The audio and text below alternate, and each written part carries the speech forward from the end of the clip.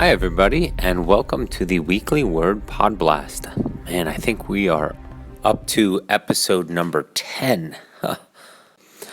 And just another reminder that we are on iTunes, so if you want to subscribe and don't have to look for my weekly email letting you know that there's a new episode out, it'll kick right into your favorite podcasts if you subscribe there. So that said, let's move right into today's topics. The main thing I want to talk about today is great athletic performances. What that means is how we can get you, the athlete, my athlete, potential athlete, future athlete, past athlete, to perform at your greatest. And it's sort of a vague topic because it's obviously a huge topic. And we could, have 15, 20 podcast episodes just on this topic alone. But I just want to touch on some themes I've noticed and questions I've received over the last few months from Ironman performances, from ultra performances, from long trail run performances. And there seems to be an underlying trend in there that I'm going to try to address in a shorter pod blast today. So it might ramble off a little bit, but again, I will try to keep it on point, and that is mainly to add my insight and my thoughts and my clarity with regards to great athletic performances and what it takes, and how not to beat yourself up about it, and how to move forward with it, and just give you it from my perspective, how I view it, and how I've seen some incredible athletes perform, and what they've done. So also a quick sponsor update. I wanted to let you guys know that we, of course, are all sponsored in the AIMP coaching community by Roka Wetsuits. Of course, with that, they have their cycling gear, they have some running gear now, and the latest is their sunglasses. So they also now have given us a discount code for the sunglasses. So I think it's about 20% off. But again, email me if you want that. If you're not one of my athletes, I think we can figure that out too. But the main thing is just give me a quick email, chris@aimpcoaching.com. and I can help you out with that. The other thing is also GOO and all of the GOO sports products, Roctane, gels, chews, waffles, drink mixes, tabs, etc. There the challenge is that the code is an order via me. I know, it's a little bit complicated, but it is a significant discount. And so with that discount, it might be worth that I order for you and just ship to you on a cheap U.S. postal shipping expense. So if you want to put in a larger GOO order, let me know. I will put it in and let you know the price, obviously, prior. I think the discount is anywhere from 40 to 50%. I'll have to check. But again, I order it, I get it here because it's based off of me, but it's unlimited, so that's fine. And then I will send it to you. And I think they would be very pleased that I'm doing that. So it's not like it's a big deal that we're going about it this way. And in the end of this pod blast, I also have some quick hits, some quick, brief, 1 minute or more updates on races and some emails I got this week. So with that said, I want to talk about great athletic performances. So let us go backwards first in defining a true ultra endurance event. So most of what we're doing, whether an Ironman or an ultra run, entails an event that is over 9 hours long. Of course, there's a few of you that might do these in just under 9 hours, but most of us are doing it in 9, 10, 11, 12, 15 ultras in 24, 30 hours. So it brings about a completely different approach, mentality, and mindset as we go into races and also the training. So anything that you might read or you might subscribe to is just as I'm saying it. It's an opinion and it's nothing validated. Exercise science currently doesn't even go into the length of an Ironman or into the 100-mile run world. Most of the studies, and especially in exercise science and physiology, are geared up to about 3 to 4 hours, whether that's nutrition or true physiology science with regards to thresholds and what happens in the body. So, and of course, I'm sorry, there are studies, but there are not enough, and not enough for it to be a agreed upon set of standards, principles, and proven exercise science. So, again, if you see things or read things or notice things on websites and stuff, it's all just small sample sizes, not validated, nothing proven in exercise science. So with that said, we have this incredibly long event and a vague idea of how to perform at our best for it. So I want to go into 4 key factors that start all this, and then we'll go into the details of it from there. So of course, for an ultra endurance event, you need superior endurance.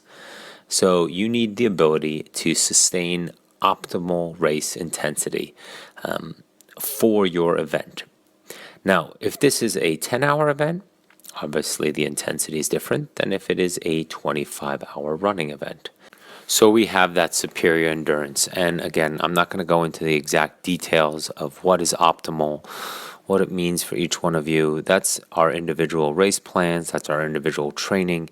But again, the point here is we need superior endurance. We need, secondly, superior aerobic economy.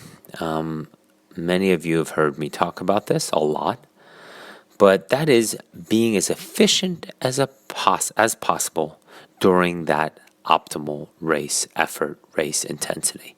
So we train this by becoming fitter, right?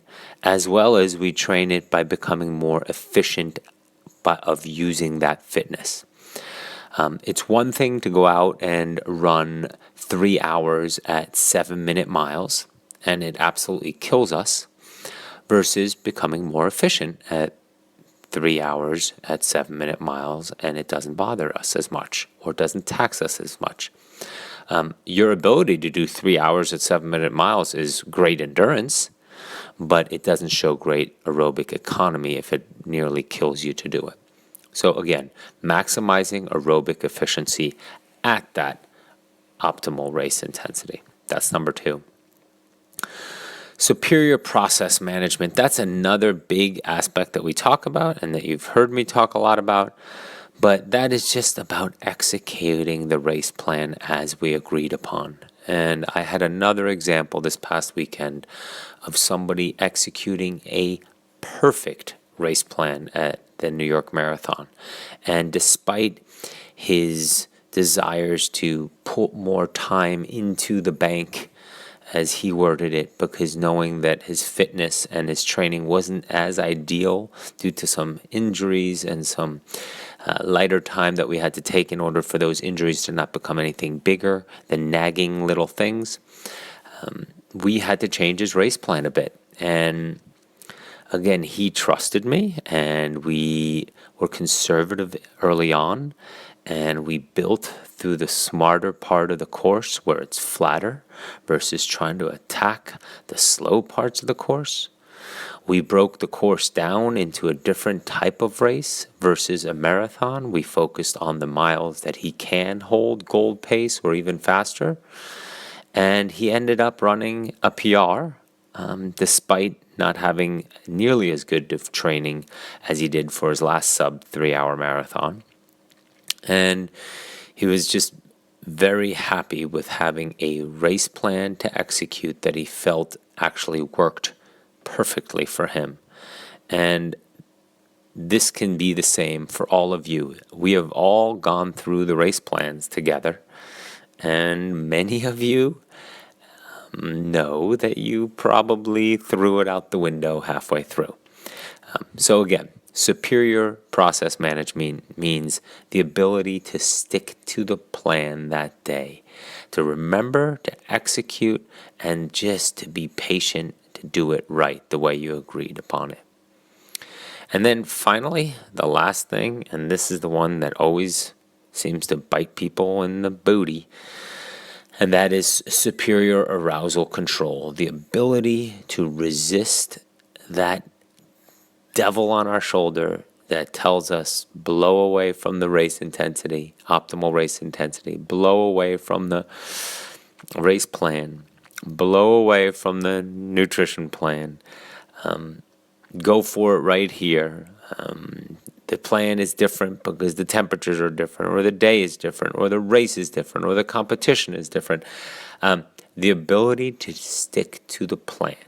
So, and that comes via an emotional control. So, with all that, those are the key ingredients that we need to do such a long Ironman or ultra event, an ultra endurance event, like I like to describe it. So then I actually like to go backwards for all of you and have you go through an exercise whereby you actually write out, to the best of your ability, to the smallest of detail, what is your best day, your best result for that day. Describing and visualizing that swim, visualizing and describing and feeling and all the little inputs to have that best bike split.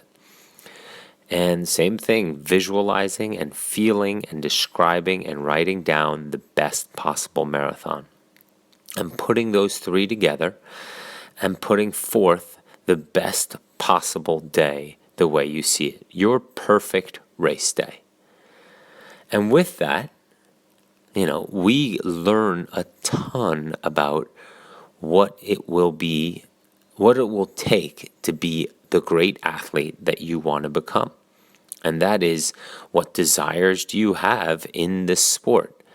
So in this case, for an ultra race, how do you feel the first 20 miles? What will the terrain? How do you address the terrain? What will you feel like the next 40 miles or loop or that section? How do you want to address and how do you envision having the perfect last 30 miles? How do you envision running in the night? So for each of our ultra endurance endeavors, it is about and writing out what is the perfect day. From start to finish. And not only does that create a mind map of the ideal race, but it allows you to have felt it and seen it and understand it. And from there, as a coach, I can sit down and work on the plan to developing that perfect day. Now, that perfect day in the past, on the athletes that I've worked with that have done this, especially some of the elite athletes, they are the ones who are more realistic than I am. It takes a little nudge to actually get them to be a little bit more aggressive and less conservative about that perfect day, versus thinking, well, that's not realistic to all of a sudden swim that. I've never come across that. The athlete always seems to know what they're truly capable of and what's realistic, and if they have a perfect day, what their time is. We train too many hours to not know what our perfect day is, and not to have sort of run the math on that pool pace we're swimming, on that running pace we're able to hold on a training day, that wattage or that average speed over 100 miles or 110 miles on a training day, and sort of projecting that. We're great at projecting. So once we have that perfect day written down and we've created that mind map of the perfect day, it allows you, the athlete, to embrace it, to live it, to practice it, to prepare for it, to visualize it every day, to incorporate it in your training as you are going through difficult times or your motivation. It helps you maintain the discipline needed to train, to go through those valleys in the training phases or those hard mornings to wake up, that mind map, that exercise of having felt and written out what that perfect day and that result looks like, creates an attachment that will hopefully make your training, and come race day, as we dig deeper into that great day, perfect day, more, not only, make it more tangible, excuse me, that's the word I was looking for. So that is one part of the great athletic result that I want all of you to sort of think about, work through, and go through that exercise. You don't necessarily need to share it with me. Of course, if I'm coaching you, it's a great way for us to determine and figure out a plan for each one of the disciplines to address everything needed to have you reach your potential of that greatest day. So that's sort of part one of what I wanted to talk about with regards to great athletic performances. So now that we've defined that great day, that potential that we feel we have, or you feel you have as the athlete, because I've gone through this exercise myself, so I hope the we means me, the athlete, with you. Now that we have that map, that roadmap, that expectation, that belief in the result that we wrote down, it makes it a lot easier to train for it. But what are the keys to success in order to achieve that great day, or to realize that vision that we're trying to achieve with that result? And that's the key here too. And this is part of what I was saying in the intro with regards to underlying tone of a consistent message I get in a lot of the race reports and feedback after races. The disappointment at times to not achieve what we feel we're capable of. And I think a lot of us seem to forget that the amount of work and time and detail and discipline it takes to be successful in a mature sport, whether it's triathlon or ultra running, where there's an immense amount of talent and experience and people have been doing it for years, it takes a while. It takes a long time to improve upon improve upon improve. And we've talked about being healthy and therefore creating the volume and so on. But the principle below all of that is we don't have to be perfect every day. As I was reading a book by, or a quote by, actually it was a longer article by a guy named John C. Maxwell. And he says one of the keys to success is that you don't have to be perfect every day. You just have to give it your best every day. And you have to be really good and give it your best every day for many years, consistently. And that compounding effect will make you very, very successful in whatever you do. That's not just in ultra endurance athletics. That's in work and in business and in so many other avenues of life. It is exactly that, what we've talked about. Not being perfect, but progression. I'm better tomorrow than I am today. I'm better today than I am yesterday. You don't have to be perfect every day. You just have to give it your best every day. And giving it your best in workouts and understanding why you're doing it, which ties us back to the mind map and the vision of our perfect day. That's why we're doing it. Hopefully you have a coach who has a plan and a purpose for each workout that then ties you back to giving your best every day, is truly an investment into that perfect day, into that vision that you've created. And that compounding effect will have results. You don't go backwards in a compounding effect unless you create some sort of withdrawal aspect from that bank account that you've built up. We don't untrain ourselves. Of course, we can stop training, but that's a different discussion. There's nothing we're doing by doing our training to the best of our ability every day that is not moving us forward and not moving us closer to our goal of reaching our potential and having that best day. And it is a grind. It is really, really hard to stay at that, in that place of giving it your best every day. But there's also all those quotes and those things we know about successful habits. I mean, successful habits breed successful habits. You do things to the best of your ability every day. You will not even be thinking about if it's your best in a couple of months. You just know it is your best because you've created a habit about being successful and executing and trying to do your best at that activity every day. And it'll obviously bleed over into other things in life. But yeah, that grind is hard. That grind is very hard. But if you can execute and you can give it your best every day for, let's say, 2-3 years, no matter what you do, you will improve. It's just too often we fall into that rut of just doing the activity, just doing the training, just doing that sport in order to having said we did something every day. And I know many of you have heard me say, get in a little something every day. That is more to maintain your fitness and stay connected when you're traveling, when you're sick, when you're busy, when life gets in the way. You have, a big meeting or presentation coming up. You're not sleeping well. You're not recovering well. Keeping you going with a little something every day is a different principle we're talking about here than truly a key to success and a key to connecting to that vision of that perfect day and your own personal potential that you know and you believe you have.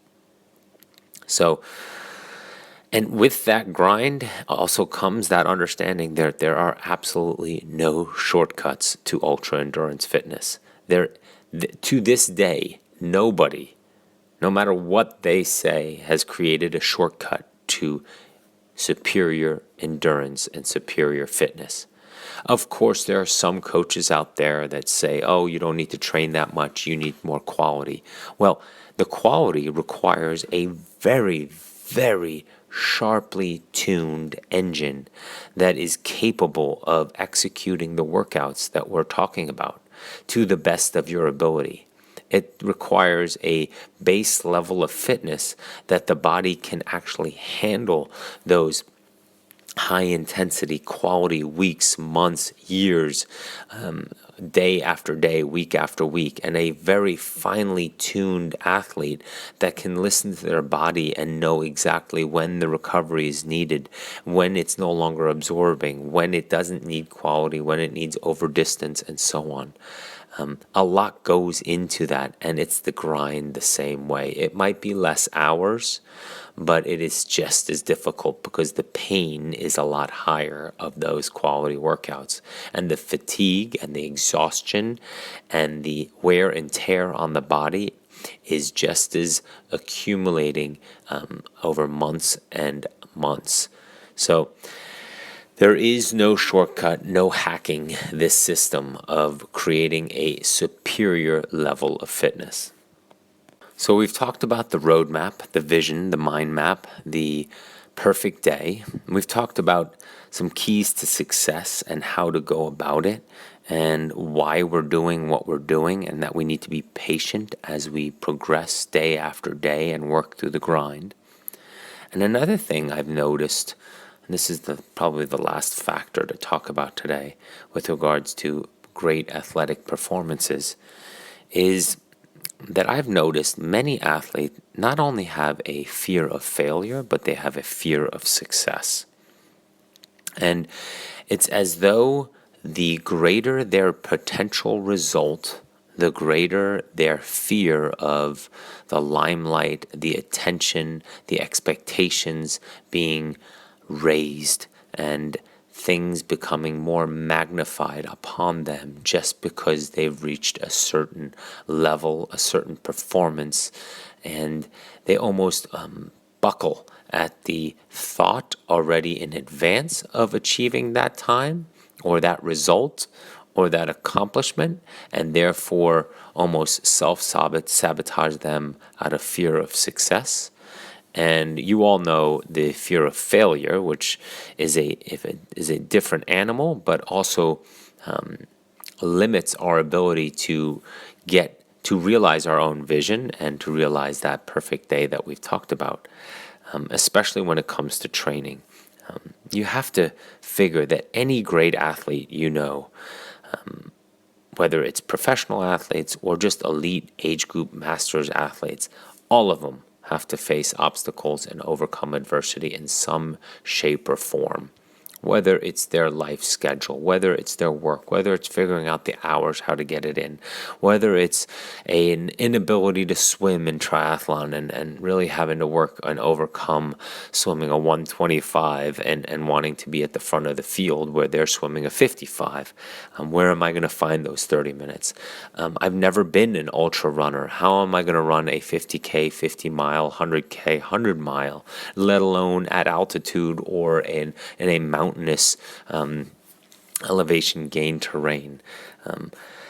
There are a zillion obstacles that every athlete, every single one of you needs to overcome to achieve what you want to achieve. And I'm not even talking achieving the perfect day and the vision and your potential that we talked about earlier. I'm talking about just being able to give it your best every day, to execute your training every day. There are a variety of obstacles to overcome.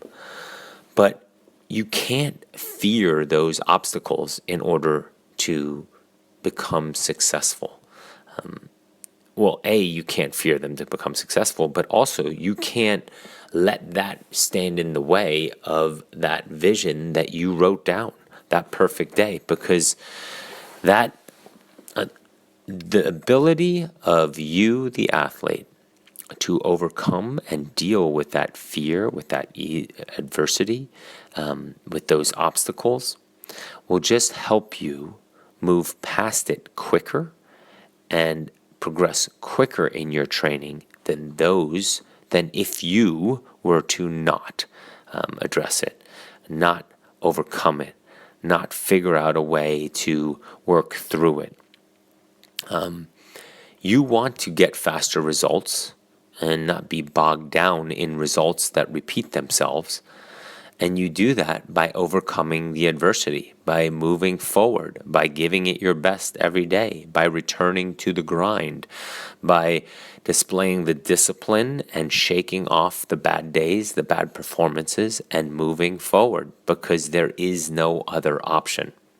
And many of you maintain your participation in the sport almost with that roadblock in front of you, until by chance or by looking at it from a different perspective or by just sheer length of time in the sport, you finally overcome whatever fear, obstacle, or so on that was hindering your progress.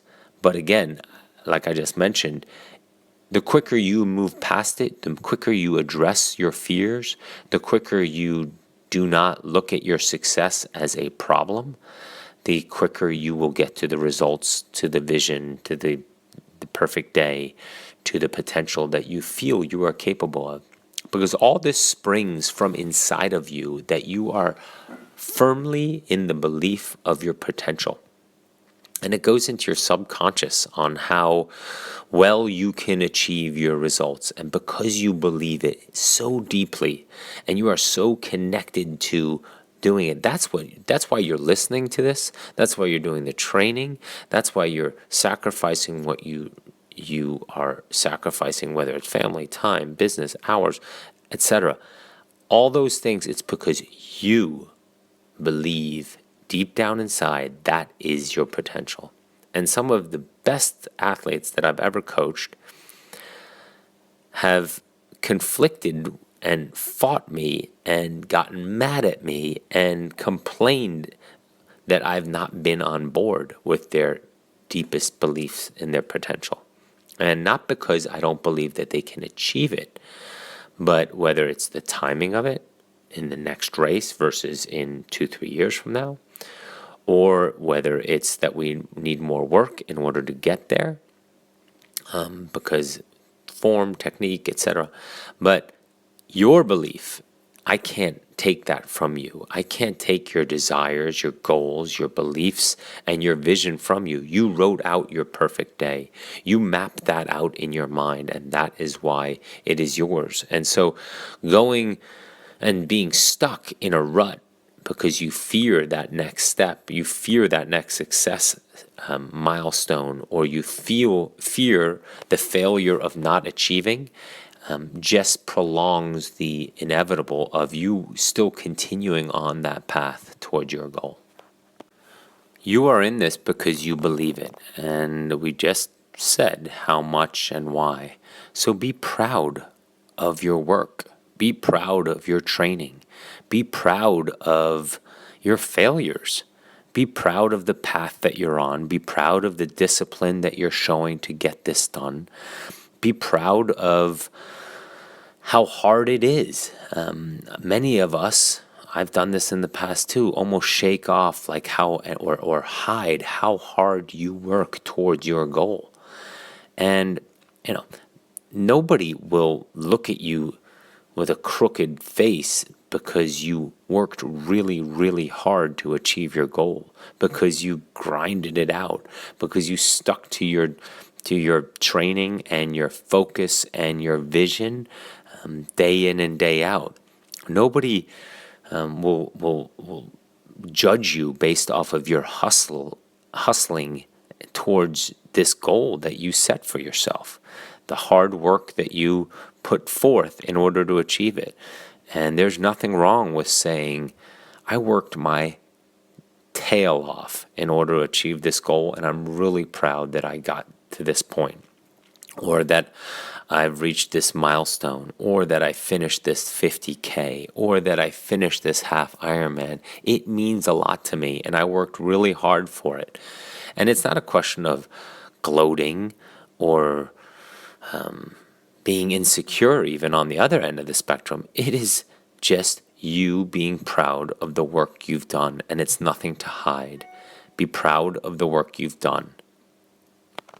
So I don't really have a clean closing for this, but I wanted to go over those three main things that I've sort of picked up lately with regards to great athletic performance and what's missing, whether you've had them and you've had a great performance, and what I saw was a constant theme, or for those of you that aren't happy with your results, you can blame the coach for that, but also aren't happy with your results, but what is in there deeper, and how we going into the next season can sort of look at things a little bit differently.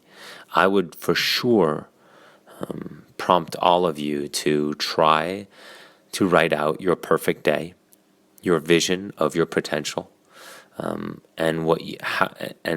from start to finish, your full perfect result, and creating that mind map. I would for sure try to work through the mental exercise on how you want to go about your training this coming season with regards to giving it your best every day. What have I done today to accomplish this goal? The goal of giving it my best. Or you can just also say the goal being having the perfect day. What am I doing today to connect me to that perfect day, to that perfect result, to my vision? And finally, how am I overcoming the adversity and the fears of success or failure or obstacles that are in my way to have my perfect day? And how that will make me stronger, how that will make me more prepared, how that will set me up for the difficulties of a challenging race, because I overcame in training and in life in order to get to this point of race day, of my perfect day about to unfold in front of me. So again, maybe a little bit random of a pod blast topic here, but just some thoughts I put to paper in the last 2-3 weeks, and I wasn't able to really tie them together as cleanly as I like to into a topic, but I didn't want to keep them out there forever because I found that there was a lot of value to that. So, all right, so next, quick hits. This is sort of the way I want to categorize this, the ending of the pod blast going forward, and that is more just brief topics that have come up. Here we go. Indoor versus outdoor cadence came up today in an email to me. Thank you for that. You know who sent that. You know who you are who sent that, I should say. Indoors, I would love to see 90s cadence. Why? Because we're in a controlled environment. We're usually on a trainer or rollers. We're able to get that cadence a little bit higher and practice firing those muscles a little bit quicker, activating, recruiting all those support muscles. And we're in a stable position that allows us to fire those muscles a bit quicker and connect neuromuscularly to that higher cadence and get the body used to feeling that faster, quicker fire of the chain, of the cycling cadence chain. Outdoors, looking at 80s, indoors, looking at 90s. I think that's a real good guideline for the majority. I wanted to talk about that sub-3 marathon that Sean ran last weekend. I did want to, if this podcast hadn't gone so long, wanted to highlight what he thought he wanted to do and how we changed it. But I already talked a little bit about that in the major, the topic of the day today. What I did want to highlight about that was the amount of patience it takes with 30, 40,000 other runners and a course that doesn't really allow you to be as patient because you have a long downhill after a uphill to start the race, and you can quickly jump into pace and get caught up with the crowds and the people and race day and the energy and feeding off of that. But once again, like I said earlier, sticking to the plan, knowing that there will be some hard miles ahead, that if I went too conservative, I have plenty of real estate to let it all hang out.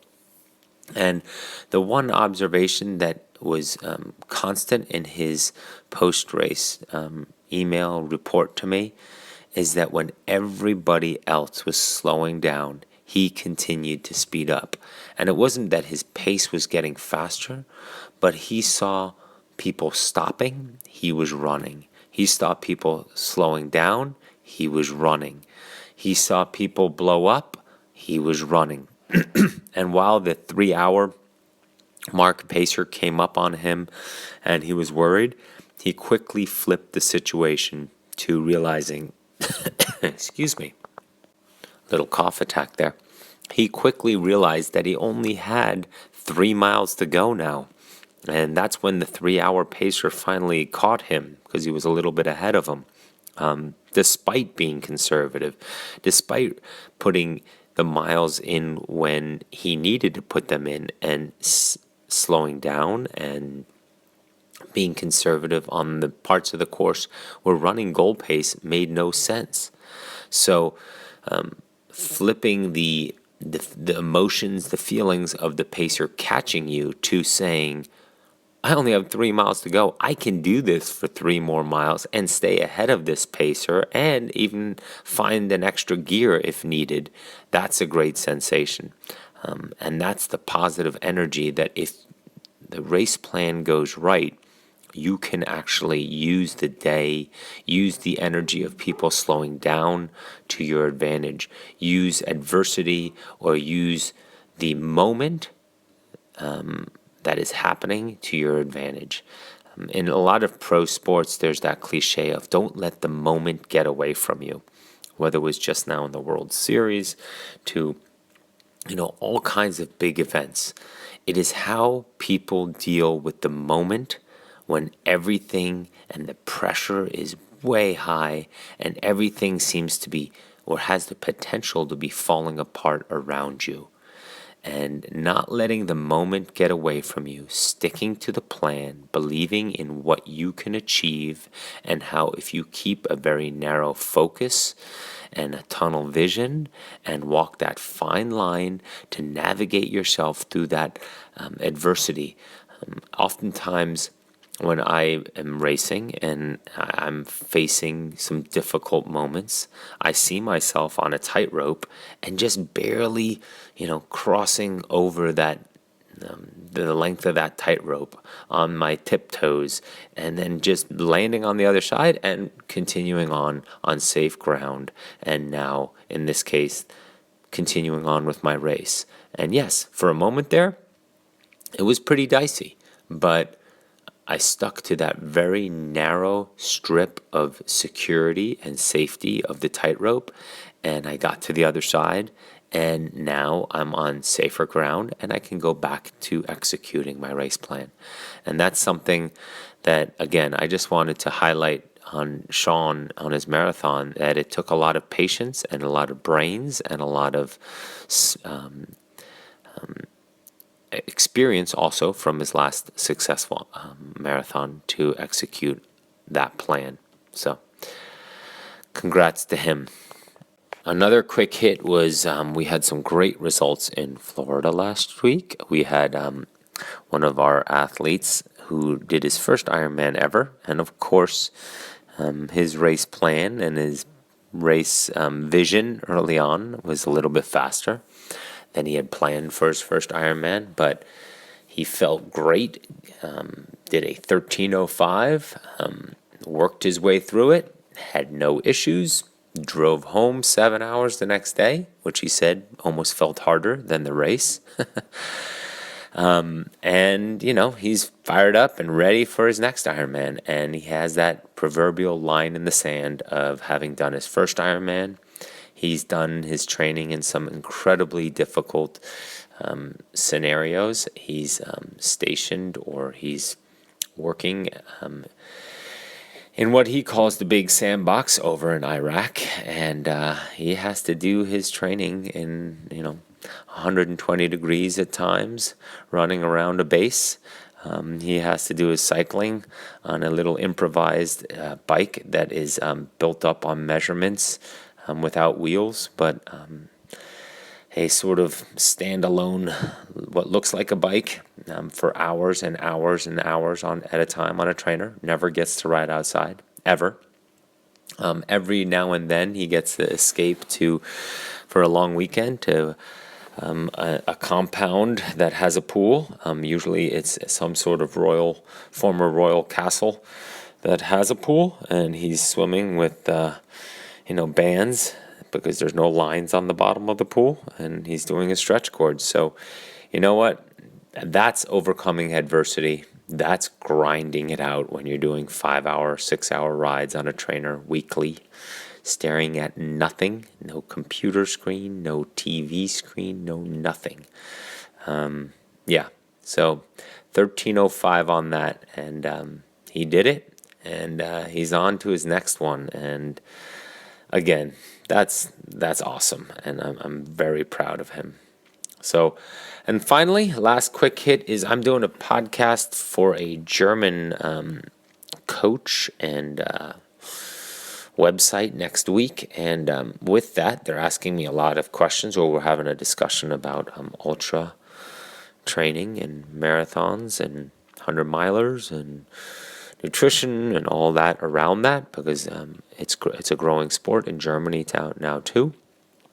And so what I'll do is I will take my show notes from that, everything that I'm sort of talking about in German, and I will use next week a pod blast, maybe an extra one, to just highlight what I talked about there, translate. I'm always curious what kind of questions and topics we discuss there that I could then, pass on to you. So, All right, that's it for today. I again thank you for listening. Keep sending me any questions, any topics, any thoughts. I get a lot of emails from you. Hey, maybe this would be a podcast topic. I put them all into a folder and I plan to get to them all. But yeah, I'm just sort of winging it as it comes up, things that I observe and things that I think are different that you might appreciate versus what you can just read in a magazine or look up on a website. You can tell a lot of this has to do with the mindset and how to go about this training day in and day out and what it takes. And I hope all of you see value in it and continue to listen and recommend it. And yeah, so I will talk to you next week. Thank you, everybody. Have a great training week. It's no longer weekend. I'm a little bit behind the usual Friday schedule. And again, better tomorrow than today. Progression, not perfection. Bye.